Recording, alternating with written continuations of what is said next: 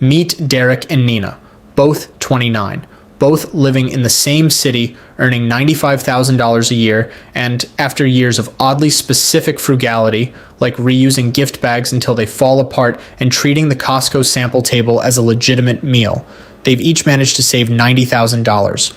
On paper, they're basically financial twins. But sit them down and ask what they actually want out of life, and the twin thing falls apart immediately. Derek wants roots. He wants a place where he can put a shelf exactly where he wants it without asking anyone. A garage he can slowly fill with tools for a woodworking hobby he's about 40% committed to, and the quiet certainty of knowing nobody can hand him a new lease with a bigger number on it. He's the type who alphabetizes his spice rack, because he plans on that spice rack staying put. Nina wants the opposite. She likes not knowing exactly where she'll be in 5 years. The idea of signing onto the same mortgage, the same city, the same 30-year plan makes her a little itchy.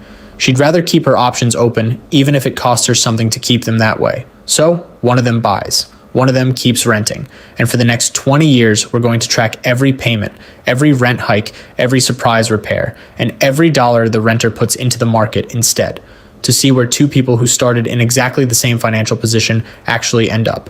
Let's get into it. Derek and Nina are both renting in the same mid-sized city when Derek decides he's done. After weeks of house hunting and enough open houses to develop opinions about kitchen islands he didn't know he had, he finds a 3-bedroom with a fenced yard and a garage big enough for the table saw he definitely hasn't bought yet. The house costs $385,000. Derek puts down 20%, which is $77,000, bringing his mortgage down to $308,000.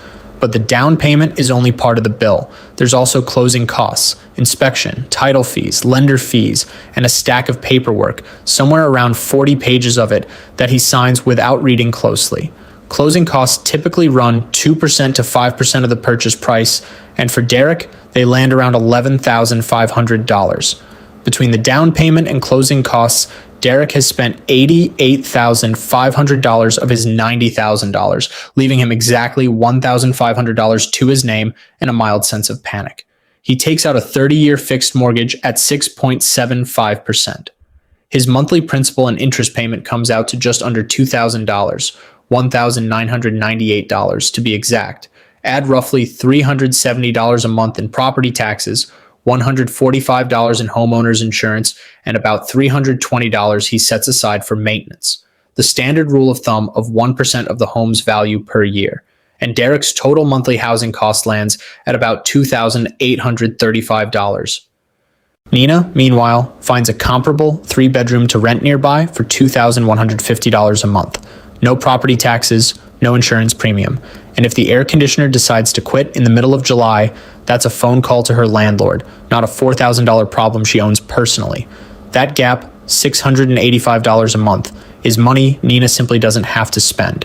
She takes the $90,000 she didn't put toward a house and drops it straight into a broad market index fund, and every month from here on, that $685 difference goes in too. Now this is usually the point where someone says, sure, but Nina's rent is just gone. Derek's mortgage is actually building him something. Technically true. But here's the part that surprises most first-time buyers. In the early years, almost none of that mortgage payment is actually building equity. In Derek's very first month, $1,733 of his $1,998 payment goes to interest. Only $265 actually reduces what he owes. Add in taxes, insurance, and maintenance, and out of his full $2,835 monthly housing cost, roughly $265 builds equity.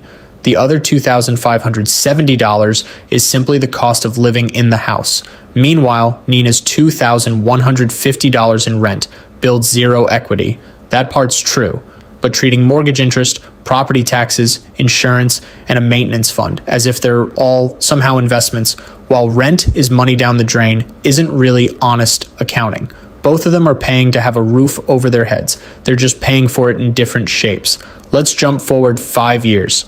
Derek has made 60 mortgage payments and learned the specific horror of a warranty that expired 4 months before something broke.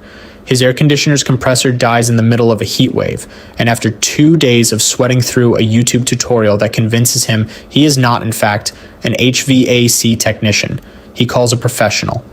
The repair runs him a few $100s, annoying, but exactly why he's been budgeting for maintenance in the first place. After 5 years, Derek's loan balance has dropped from $308,000 to about $289,000. He's paid down roughly $19,000 in principal. Assuming the home appreciates somewhere between 3.5% and 4.5% a year, it's now worth somewhere between $457,000 and $480,000. That puts Derek's home equity somewhere between $168,000 and $191,000. Real, tangible wealth. Nina, over those same 5 years, has paid about $138,000 in cumulative rent. But her original $90,000 alone, untouched, just compounding at a 9% average annual return, has grown to roughly $138,500. Add the monthly contribution she's been making on top of that, and her total portfolio sits at around $182,000. So 5 years in, it's genuinely close. Derek has meaningful equity. Nina has a meaningful portfolio. Derek can knock down a wall if he feels like it. Nina can leave the city in 30 days if she feels like that instead. But as the years go on, the shape of both their costs starts to shift. Derek's principal and interest payment is locked in. It will never change for the life of the loan. But his property taxes rise as the home's value rises, his insurance creeps up, and an older house starts asking for more expensive things. Nina's situation moves the opposite direction. Her rent, which started at $2,150, doesn't stay there. It climbs roughly 3.5% a year. $2,150 becomes $2,225, then a bit more the year after, and so on. Nothing about her apartment has changed, just the number leaving her account every month, and slowly the monthly gap that used to favor Nina by $685 starts shrinking. This is also where we have to talk about opportunity cost, because it's the part most casual comparisons skip entirely. Nina's original $90,000 has been sitting in the market this whole time, compounding. At a 9% average return, that lump sum alone has serious potential to grow over 2 decades, completely separate from whatever she adds monthly. That doesn't mean Derek made a mistake. His $90,000 went into a home that's also appreciating and building him equity. But it did have an alternative use, and a fair comparison has to count that. Let's fast forward to year 12. Derek is 41 now, his home appreciating in that same 3.5% to 4.5% range is worth somewhere between $582,000 and $653,000. His mortgage balance has fallen to about $249,000, putting his equity somewhere between $332,000 and $404,000. Nina's portfolio has kept compounding. Her original $90,000 alone is now worth roughly $253,000. Factor in 12 years of monthly contributions in their growth, and her total portfolio sits at around $365,000. But here's the interesting part. By year 12, Derek's total monthly housing cost, mortgage, taxes, insurance, maintenance, has climbed to about $3,321. Nina's rent has climbed to about $3,250. The gap that started at $685 in Nina's favor has essentially disappeared. They're now paying almost exactly the same amount every month for very different things. Derek for a house he's slowly buying outright, Nina for the right to leave whenever she wants. Now, year 20, Derek and Nina are both 49. Derek's home is worth somewhere between $766,000 and $929,000. His mortgage balance has fallen to about $174,000, leaving him with equity somewhere between $592,000 and $755,000. He has 10 years left on the loan and a house that at this point he's mostly just living in for free relative to what it's worth. Nina's portfolio has grown to roughly $729,000.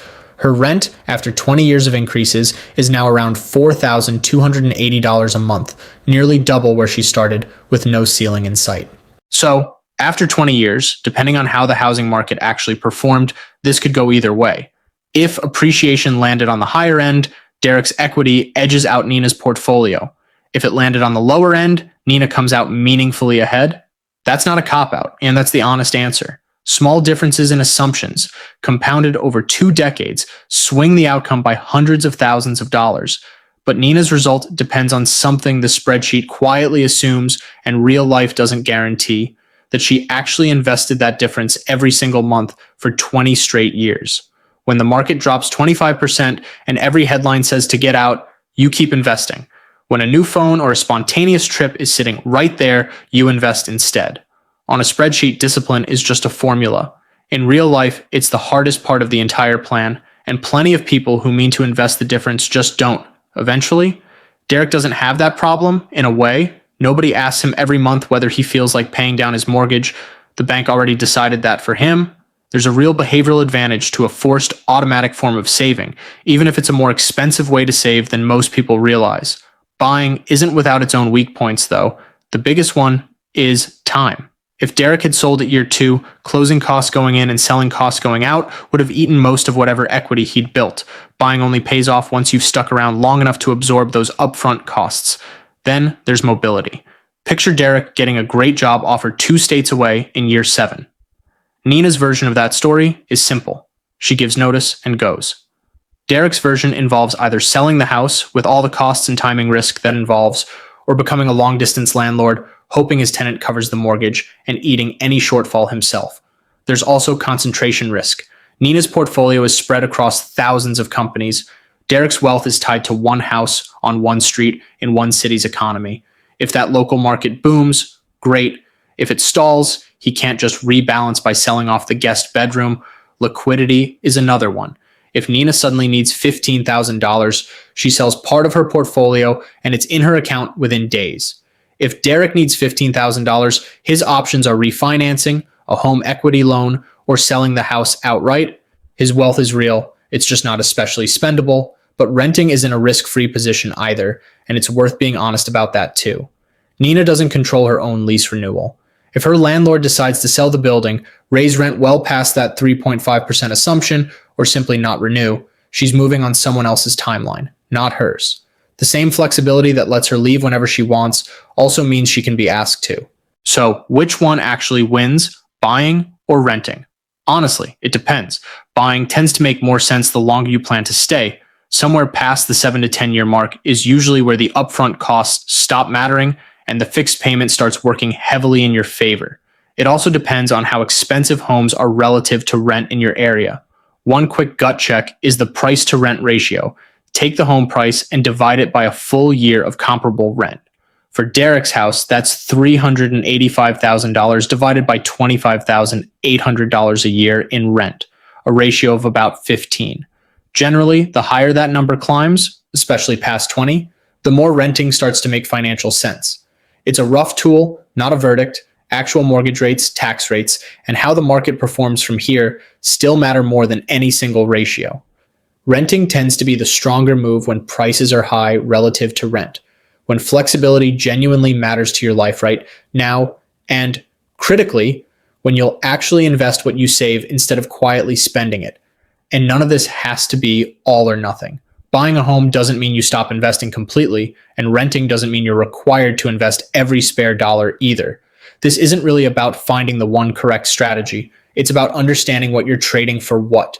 Derek traded flexibility and liquidity for stability and long-term control over where he lives. Nina traded housing certainty for freedom and a much more liquid pile of money. Neither trade is automatically the smart one. Neither is automatically the dumb one. It really comes down to 2 honest questions. How long are you actually going to stay? Because buying and moving 3 years later usually means the upfront costs won. And if you rent, will you genuinely invest what you save? Because renting only wins the math if that money actually goes somewhere instead of just disappearing into daily life. So no, renting isn't automatically throwing money away. Renters pay for housing through rent. Owners pay for it through interest, taxes, insurance, maintenance, and closing costs on both ends. Everyone's paying for shelter. The only real question is which shape those payments take and what you're able to do with what's left over. Home ownership can absolutely build serious long-term wealth. It's also an illiquid, concentrated, maintenance-heavy asset that occasionally hands you a $4,000 air conditioner bill with zero warning. The winner here isn't the buyer or the renter as a category. Derek needed enough time in the house for the math to work in his favor. Nina needed enough discipline for hers to work at all. 20 years later, the real difference between them was never really about which box they checked at the start. It was about what they actually did, month after month, for 2 decades afterward. If you found this useful, subscribe for more videos like this one. And let me know in the comments, are you buying, renting, or just waiting to see if prices and rates ever agree to drop at the same time? If so, respect the optimism,